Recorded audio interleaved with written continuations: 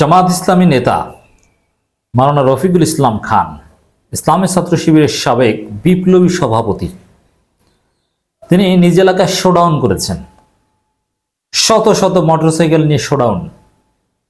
এক কথা যদি বলে, তিনি শক্তি দেখিয়েছেন, পথসভা করেছেন, বক্তব্য দিয়েছেন।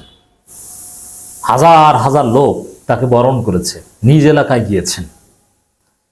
রাজনীতিতে একটা সুন্দর দৃশ্য, এটা নিয়ে কিছু কথা বলতে চাই।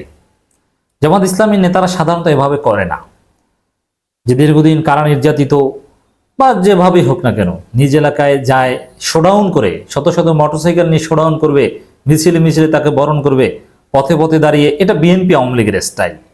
জামাত সাধারণত এরকম কাজ করে না, কিন্তু মাওলানা রফিকুল ইসলাম খান এরকম কাজ করেছেন। শিবিরের সাবেক সভাপতি দেলোয়ারও করেছেন। তবে রফিকুল ইসলাম খান একটা সবচেয়ে আকর্ষণীয় ছিল। আমি এ বিষয়ে কিছু কথা বলতে চাই। আগে খবরটা একটু আপনাদেরকে জানাই, খুবই জরুরি আলাপ। জামাতের রাজনীতির জন্য রফিকুল ইসলাম খান থেকে শিক্ষার অনেক দিক আছে। ক্ষমতাকে কুক্ষিগত করতে গিয়ে দেশ থেকে বিতাড়িত আওয়ামী লীগ মাওলানা রফিকুল ইসলাম খান। জামাত ইসলামী সহকারী সেক্রেটারি জেনারেল মাওলানা রফিকুল ইসলাম খান বলেছেন, ক্ষমতা কারো জন্য চিরস্থায়ী নয়, কিন্তু স্বৈরাচারী শেখ হাসিনা ক্ষমতাকে কুক্ষিগত করতে গিয়ে আওয়ামী লীগ আজ দেশ থেকে বিতাড়িত হয়েছে। তিনি গত 24 আগস্ট সকালে সিরাজগঞ্জের হাটি কুমরুল গোল চত্বরে স্থানীয় জামায়াত ইসলামী আয়োজিত পথসভায় প্রধান অতিথির বক্তব্যে তিনি কথা বলেন। মাওলানা রফিকুল ইসলাম খান বলেন, ছাত্র জনতার প্রতিরোধের মুখে শেখ হাসিনা স্বৈরতন্ত্রের পতন হয়েছে।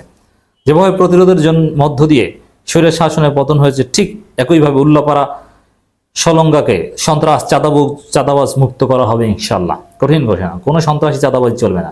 রফিকুল ইসলাম খানের নেতৃত্বে এগুলো দমন করা হবে, উৎখাত করা হবে, তাড়িয়ে দেওয়া হবে।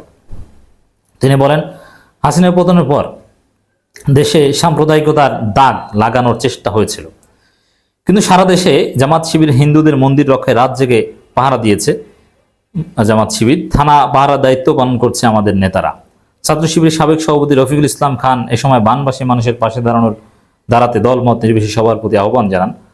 যাই হোক, আরও অনেক স্থানীয় নেতৃবৃন্দ উপস্থিত ছিলেন।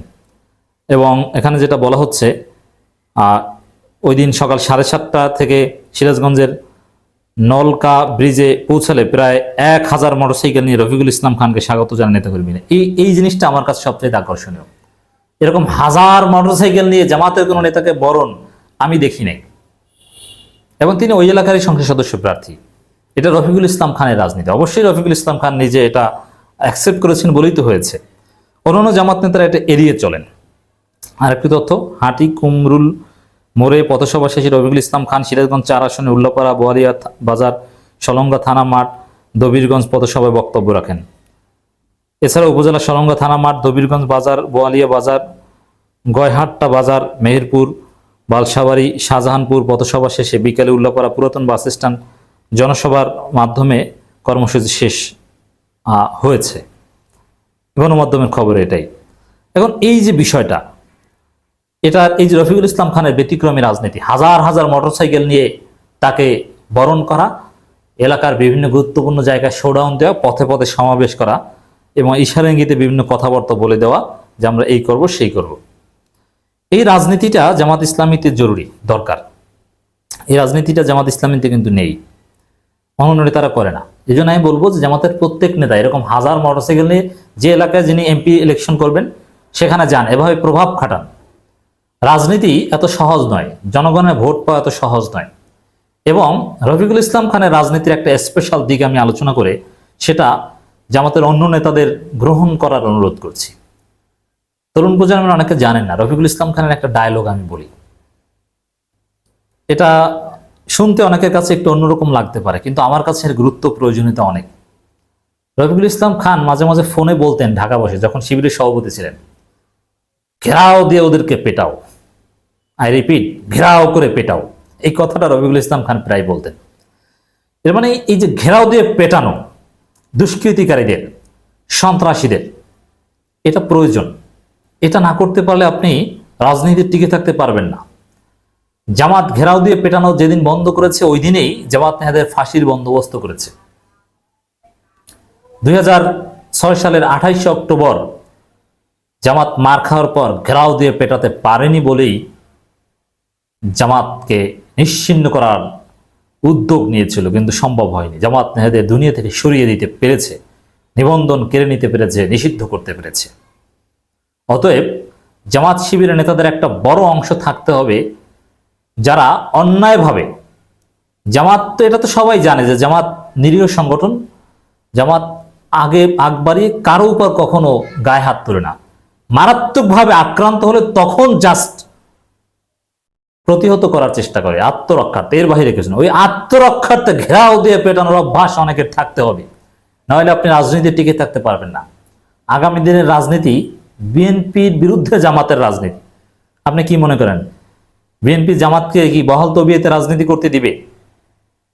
আপনার যদি সক্ষমতা না থাকে, আপনি যদি হাজার হাজার মোটরসাইকেল নিয়ে নিজ এলাকায় শোডাউন দিতে না পারেন এবং ঘেরাও করে পেটানোর মতো প্রয়োজনে আপনি আক্রান্ত হলে আপনার শক্তিমত্তা আছে এটা দেখাতে না পারেন, তাহলে আপনাকে ঠিকমতো নির্বাচনী প্রচারণায় চালাতে দিবে না।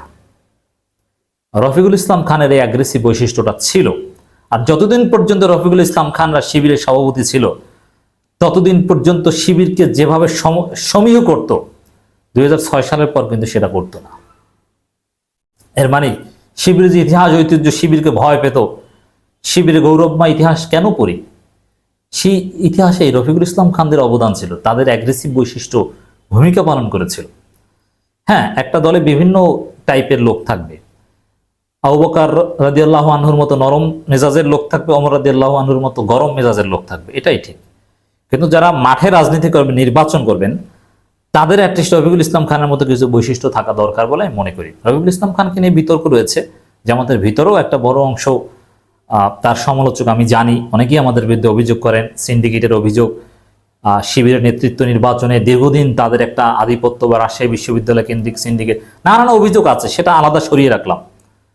মনুষ্য দলে এরকম থাকবে, নেতৃত্বের লোভ, এটা সবারই থাকবে, এটা অন্যায় না। যদি অনেকে বলে যে জামাতের নেতৃত্বের লোভ নাই, নেতৃত্বের ইচ্ছা থাকলে সে দলে আসতে পারে, এই কথাটা একেবারেই ঠিক না। নেতৃত্বের লোভ সবার আছে, নেতা হতে চায়, যিনি অ্যাসিস্ট্যান্ট সেক্রেটারি তিনি সেক্রেটারি হতে চান এবং সেজন্য তিনি চেষ্টা করবেন, এটা স্বাভাবিক এবং এটা জায়েজ। নেতৃত্ব চাওয়া, নেতা হওয়ার জন্য চেষ্টা করা, এগুলো সব জায়েজ। অতএব ফেরেশতা সাজার চেষ্টা করে লাভ নেই। ওগুলো করতে গেলে অনেক সময় মিথ্যা কথা বলতে হয়, যে আমি নেতৃত্ব হতে চাই না, অমুক। তো অবশ্যই আপনি চান, আপনি সভাপতি সেক্রেটারি অমুক তমুক হওয়ার জন্য নানান তৎপরতা চালাচ্ছেন, একেবারে কেন্দ্র থেকে শুরু করে সবাই। আজকে যিনি আমির হয়েছেন, তিনি আমির কিভাবে হতে হয়, যারা আমির হতে পারি, সেই চেষ্টা করে সফল হয়ে আমির হয়েছেন এবং আল্লাহ কবুল করেছেন। নেতৃত্ব সব আল্লাহর পক্ষ থেকে অটোমেটিক্যালি আসলে এইসব ফেক ব্যাখ্যা টাক্কা দিয়ে ভাই ক্ষতি করবেন না সংগঠনের। নেতা হতে চেষ্টা করেন, কোনো সমস্যা নেই, নিয়ম মেনে, সিন্ডিকেট করেন না। যাই হোক, আমার আলোচনার বিষয় হচ্ছে এটা, রফিকুল ইসলাম খানদের যে এই শোডাউনের রাজনীতি, শক্তিমত্তা দেখানোর রাজনীতি, এটা জামাতের সামনে যারা নির্বাচন করতে চান, উপজেলা নির্বাচন, সংসদ নির্বাচন, তারা এটা অনুসরণ করতে পারেন। এর গুরুত্ব প্রয়োজনীয়তা অনেক।